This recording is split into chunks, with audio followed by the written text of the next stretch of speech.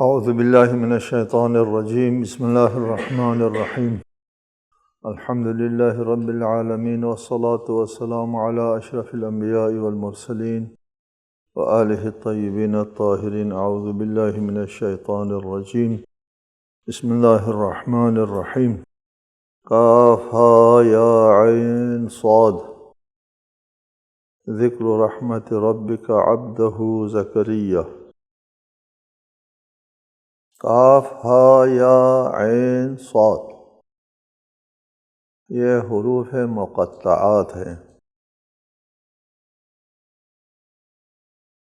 حروف مقطعات کے بارے میں ہم نے شروع میں یہ موقف اختیار کیا ہے کہ یہ ایک اسرار و رموز ہے عبد اور معبود کے درمیان اور اللہ اور اپنے رسول کے درمیان ایک خاص راز ہے اور خاص رموز ہیں، اس کے ہم لوگ مخاطب نہیں ہیں۔ ہم اگر مخاطب ہوتے تو ہمارے لیے قابل فہم بات جو ہے ہوتی، یا کاف ہا یا عین سے ہم کوئی مطلب الف لام میم سے کچھ سمجھ نہیں لیتے، لہٰذا ہم اس کے مخاطب نہیں ہیں، اس لیے ہم اس میں بحث نہیں کر رہے تھے۔ تاہم کاف ہا یا عین صاد میں ایک خصوصیت ہے، اس خصوصیت کی وجہ سے ہم کو پتہ چلتا ہے ان حروف مقطعات کی وجہ سے باقی جو قرآن مجید میں حروف مقطعات ہیں سب کے بارے میں ایک موقف ملتا ہے، ایک اجمالی موقف، تفصیل معلوم نہیں ہوتا، ایک اجمالی موقف ملتا ہے یہ کہ یہ حروف مقطعات اللہ تعالیٰ کے اسماء حسنی ہیں۔ دلیل یہ ہے کہ یہ کاف ہا یا عین صاد کے بارے میں روایت بھی ہے، روایت تو باقی حروف مقطعات کے بارے میں بھی ہیں، لیکن یہ جو کاف ہا یا عین صاد ہے روایت کے ساتھ، روایت میں کہا ہے کہ کاف سے کافی، ہا سے ہادی، عین سے عالم، صاد سے صادق الوعد، یعنی حروف مقطعات جو ہے ان اسماء حسنی کا مخفف ہے۔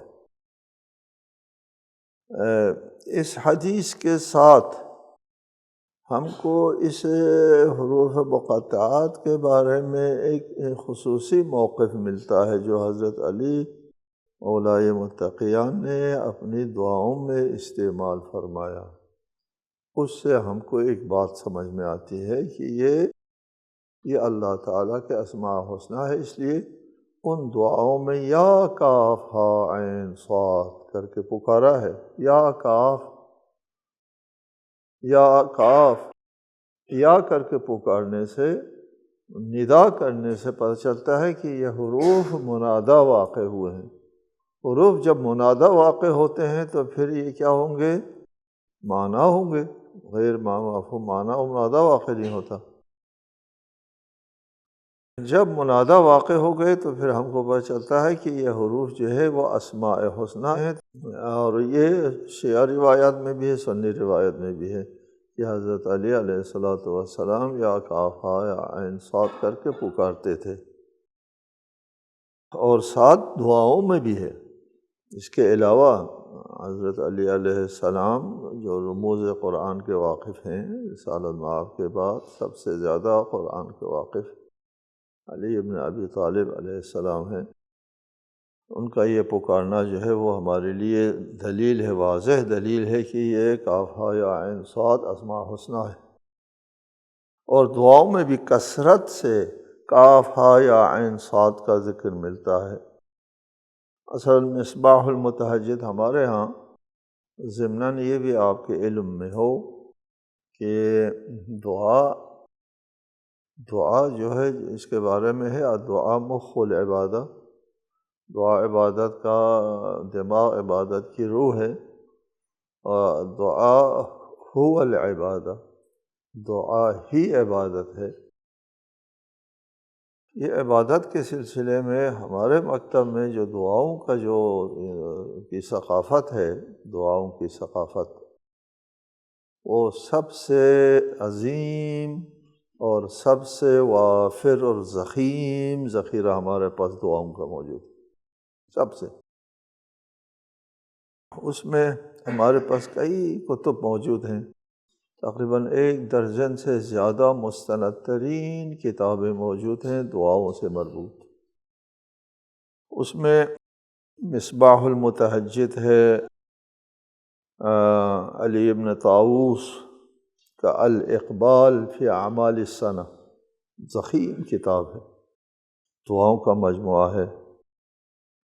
حج الدعوات ہے، کف امی کے البلد الامین ہے۔ ان کتابوں میں یعنی مصباح المتہجد میں، الاقبال میں، حج الدعوات میں اور البلد الامین میں، ان کتابوں میں یہ کاف ہا یا عین صاد جو ہے وہ بطور منادا اللہ تعالیٰ کے اسم اعظم کے طور پر دعاؤں میں استعمال ہوا ہے۔ اس سے پتہ چلتا ہے کہ یہ کاف ہا یا عین میں ایک خاص خصوصیت ہے، باقی جو حروف مقطعات ہیں ان دعاؤں میں وہ منادا واقع نہیں ہوئے ہیں، یا الف لام میم کر کے مثلا یہ منادا واقع ہوئے، اس میں کوئی خصوصیت ہے، اس میں اعظم کی خاص خصوصیت ہے۔ دوسری بات یہ حروف مقطعات کے سلسلے میں یہ ہے کہ بعض حروف مقطعات جو ہے وہ ایک مستقل آیت ہے اور بعض حروف مقطعات مستقل آیت نہیں ہے۔ مثلا الف لام میم مستقل آیت ہے، الف لام میم را ایک حرف زیادہ ہے، اس کے باوجود یہ مستقل آیت نہیں ہے۔ اچھا جی، اسی طرح حامیم عین سین قاف، یہ بھی 5 حروف پر مشتمل ہے، یہ 2 آیتیں ہیں، جبکہ سورہ مریم کے کاف ہا یا عین صاد بھی 5 حروف ہے، ایک آیت ہے۔ تو آیتوں کا مختلف ہونا یہ بھی دلیل ہے کہ ان میں ایک مضمون ہے، اس مضمون کو ہم اجمالاً اس کی طرف جو ہے وہ ہم روایات، احادیث اور دعاؤں میں واقع ہونے کی وجہ سے ایک اجمالی صورت سامنے آتی ہے، تفصیلاً ہم کو معلوم نہیں ہے، اس لیے کہ اس کے ہم مخاطب نہیں ہیں۔ ذکر رحمت ربک عبدہ زکریا، یہ اس رحمت کا ذکر ہے جو آپ کے رب نے اپنے بندے زکریا پر کی تھی۔ سورہ مریم آیت 2۔ حضرت زکریا کا ذکر ہم نے تشریحاً آپ کو بتایا تفسیر سورہ آل عمران میں کہ وہاں حضرت زکریا کو کی اولاد نہیں ہو رہی تھی اور بڑھاپا بھی آ گیا تھا، اور وسائل جو ظاہری وسائل ہوا کرتے ہیں وہ زکریا کے پاس نہیں تھے، خود جو ہے وہ بڑھاپے کو آ گئے ہیں اور ان کی بیگم بھی بانجھ ہے، تو اس وقت اولاد کے تو تصور نہیں ہوتا۔ لیکن اللہ تعالیٰ جب کوئی کام کرنے کے اوپر آتا ہے تو پھر اسباب وسائل خود پیدا کرتا ہے، اس لیے ہم اللہ تعالیٰ کو پکارتے ہیں یا مسبب الاسباب، اے سبب پیدا کرنے والا۔ اگر کسی کام کے لیے سبب نہیں ہے تو خود اللہ تعالیٰ سبب پیدا کرتا ہے، چونکہ خود اللہ تعالیٰ کا نظام بغیر سبب کے راستے کام ہونا ہوتا ہے، بغیر سبب کے نہیں کرتا اللہ تعالیٰ۔ یہ اللہ کا طے شدہ نظام ہے کہ سبب کے بغیر اللہ کام نہیں کرتا، سبب پیدا کرتا ہے۔ اذ نادى ربه نداء خفیا، حضرت زکریا نے اللہ کو پکارا جب انہوں نے اپنے رب کو پکارا دھیمی آواز میں۔ نداء خفیہ۔ قرآن مجید کے مختلف آیات سے ہم کو آداب دعا مل جاتے ہیں کہ دعا کرنے کا طریقہ جو ہے وہ دھیمی آواز میں نداء خفیہ، دھیمی آواز میں اس نے اپنے رب کو پکارا۔ ادعوا ربکم تضرعا وخفیہ، اپنے رب کی بارگاہ میں دعا کرو عاجزی اور خاموشی سے، خفیہ دھیمی آرام کی آواز سے۔ واذکر ربک فی نفسک تضرعا وخیفہ ودون الجہر من القول، اے رسول اپنے رب کو تضرع اور خوف کے ساتھ دل میں اور دھیمی آواز میں صبح و شام یاد کیا کرو، دھیمی آواز میں، دون الجہر من القول، بلند آواز میں نہیں، یا اللہ چیخ کرنے، دھیمی آواز میں یا اللہ۔ یہ آداب دعا ہے، اس لیے کہ اللہ تعالی ہمارے شہرک سے زیادہ قریب ہے، اس کے لیے چیخنا نہیں پڑتا بلکہ دلوں کے تصور کو بھی اللہ تعالی جانتا ہے۔ آگے دعا کا مضمون ہے، حضرت زکریا نے کس مضمون کی دعا کی اللہ تعالیٰ سے دھیمی آواز میں؟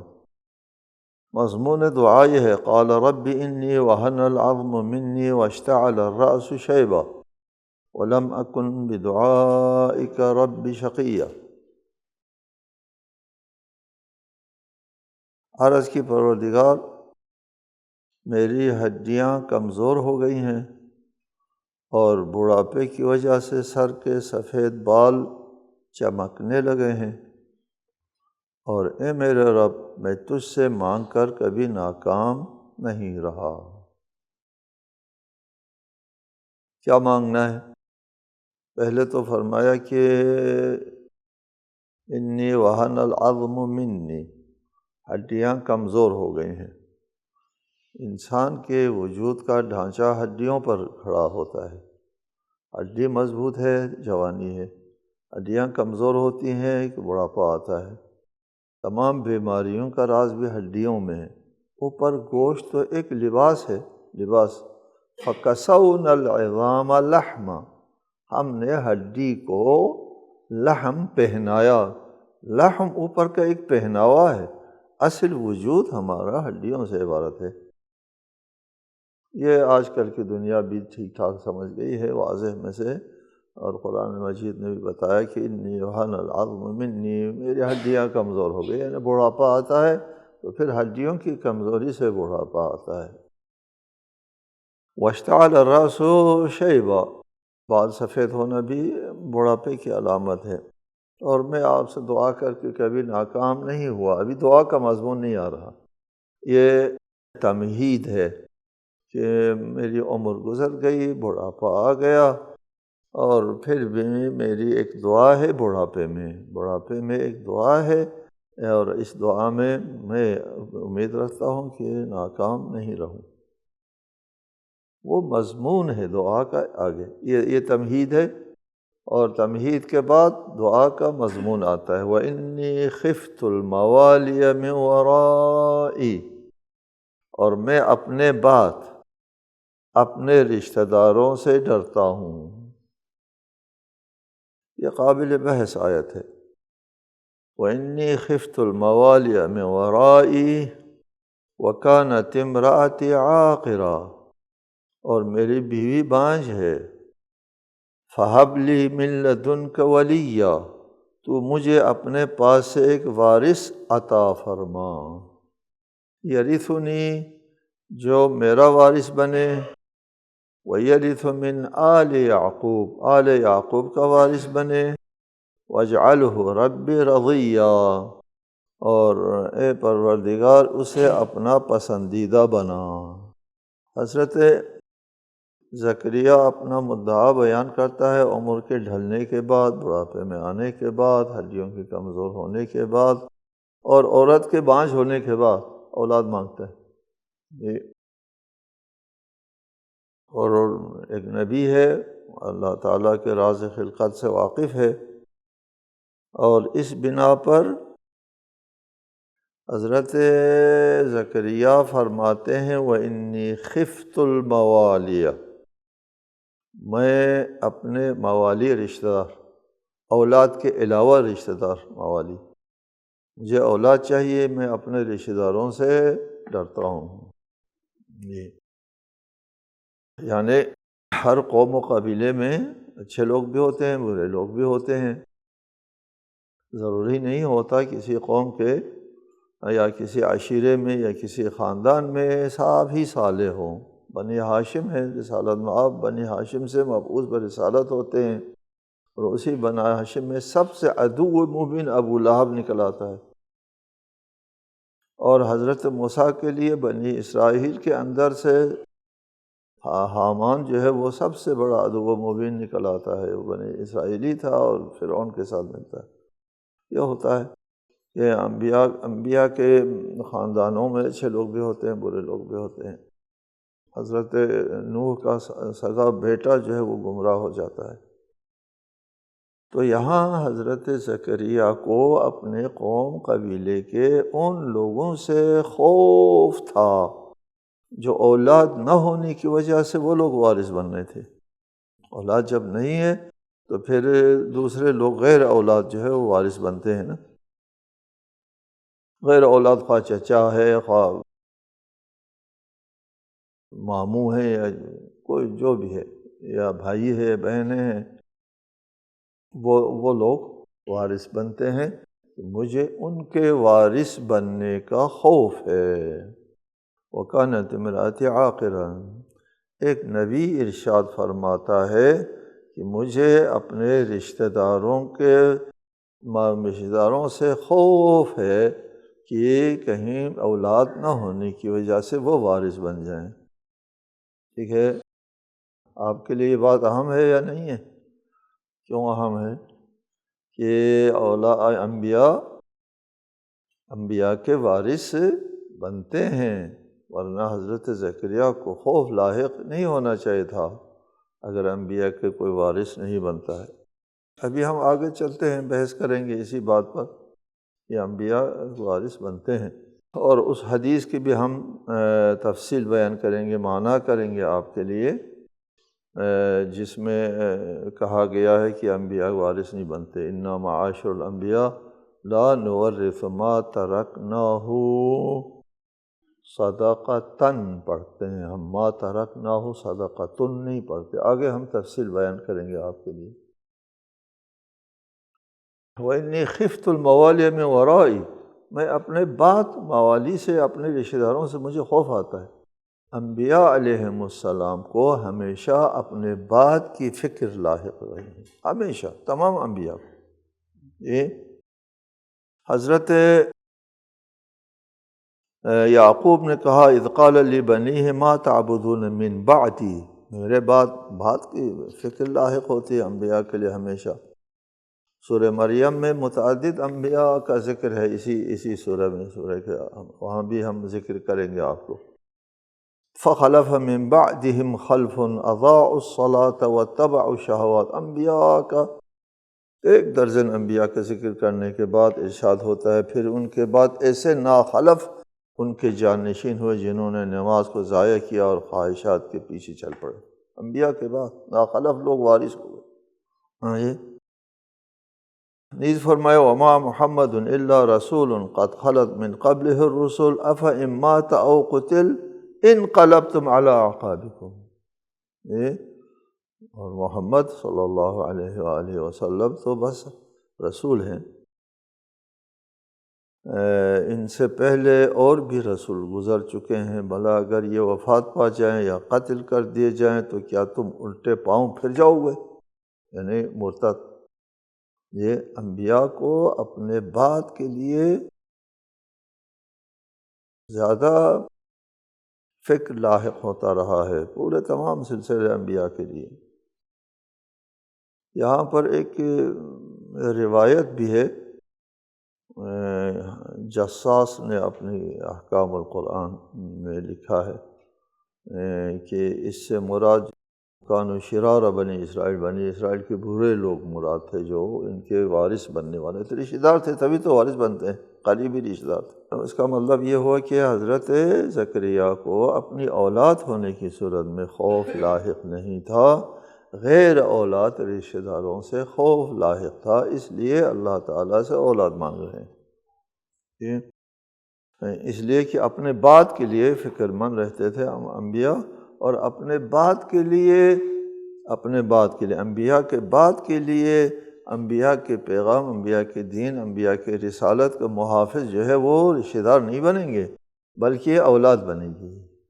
یہ واضح ہوتا ہے، سامنے آتا ہے، حدیث رسول ہے، انی تارک فیکم الثقلین کتاب اللہ وعطرتی ان تمسکتم بہما لن تضلوا بعدی کا مسئلہ ہے یہاں بھی، کہ کتاب اور عطرت کے ساتھ اگر تم متمسک رہو تو گمراہ نہ ہو گئے۔ بعدی، یہاں بھی بعدی کے لیے قرآن اور عطرت، اپنی اولاد کا ذکر ہے۔ حضرت زکریا بھی اپنے لیے اولاد مانگتے ہیں، اپنے بعد کے تحفظ کے لیے، ضمانت کے لیے اولاد ضامن بن سکتی ہے، اس لیے اولاد مانگ رہے ہیں، ورنہ موالی جو ہے وہ خیانت کریں گے۔ انی خفت الموالی من ورائی، میں موالی سے، رشتہ داروں سے ڈرتا ہوں، میرے بعد رشتہ داروں سے ڈر آتا ہے اور ضمانت فراہم ہوتی ہے اپنے رسالت اور پیغام الہی کے تحفظ کی اولاد کے ذریعے۔ فرمایا میری بیوی بانجھ ہے، فہب لی من لدنک ولیا، مجھے اپنے پاس سے ایک ولی عنایت فرما۔ ولی سے مراد یہاں صلبی اولاد مراد ہے، یہ ولی کہہ کے اولاد مراد، جی ہاں ولی کہہ کر کے اولاد مراد لیا گیا ہے۔ ولی یلی امری، میرے بعد میرے معاملے کے متولی بن جائے، ایک ولی دے دو جو میرے معاملات کے متولی ہو۔ ولی یلی امری من بعدی، ولی دے دو مجھے۔ آپ کہاں سے کہتے ہیں ولی سے مراد اولاد ہے؟ دوسری آیت نے اس کی تشریح رب ہب لی، سورہ آل عمران میں ذکر آیا رب ہب لی من لدنک ذریۃ طیبۃ، وہاں ذریۃ طیبۃ کہا ہے، یہاں ولیًا کہا ہے۔ ہم کو خود قرآن، اور قرآن جو ہے وہ قرآن بعض کی تفسیر کرتا ہے تو خود قرآن مفسر ہے، ولیًا کے مفسر خود قرآن ہے، کہ ذریۃ طیبہ مانگا تھا حضرت زکریا نے۔ اب ہم آتے ہیں اس مسئلے کی طرف ایک علمی حوالے سے ہم بات کرتے ہیں، کسی فرقی حوالے سے نہیں، علمی اعتبار سے، قرآنی حوالے سے ہم بات کرتے ہیں، اور اس میں ہم صرف اپنا موقف سامنے نہیں رکھیں گے، تمام اہل اسلام کا نظریہ پیش کریں گے، موقف پیش کریں گے، اور پھر ہم انصاف چاہیں گے۔ حضرت زکریا کا یہ اللہ تعالیٰ سے دعا کرنا کہ میرے بعد میرے رشتہ داروں سے مجھے خوف ہے، مجھے اولاد دے دو، یرثنی، کہ وہ میرے وارث بنے، اس سے ثابت ہوا کہ انبیاء کے وارث بنتے ہیں۔ ٹھیک ہے، اب یہ بات درست نہیں جو مشہور ہے کہ انبیاء کسی کو وارث نہیں بناتے، یہ نہیں، انبیاء کے وارث بنتے ہیں۔ یہاں انی خفت الموالیہ، مجھے خوف ہے اپنے رشتہ داروں سے، یعنی یرثنی و یرث من آل یعقوب، مجھے وارث عنایت فرمائیں۔ وارث سے مراد اگر وارث مال نہیں ہے، وارث جائیداد نہیں ہے، اور جو نبوت اور رسالت کے اثاثے ہوتے ہیں ان کے وارث نہیں ہے، نبوت وارث ہے، تو پھر نبوت کے لیے مجھے خوف ہے کہ میرے رشتہ دار جو ہے وہ نبوت کے وارث نہ بن جائے کہیں، ایسا ہو سکتا ہے؟